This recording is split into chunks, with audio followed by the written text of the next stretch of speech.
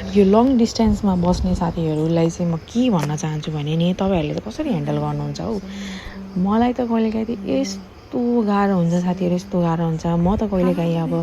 भन्दाखेरि चाहिँ म त अब पहिले एक्लै हुँदाखेरि चाहिँ त्यस्तो लाग्दैन थियो यो बाबु भएपछि चाहिँ कस्तो लाग्दो रहेछ भने अब म त अब यो बाबुलाई अब हिँडेको बोलेको हरेक कुरा अब म हेरिरहेको छु अनि त्यस पछाडि मलाई चाहिँ त्यस्तो लाग्दैन कि म मेरो मिस्टरलाई चाहिँ फिल गर्छु क्या न बिचरा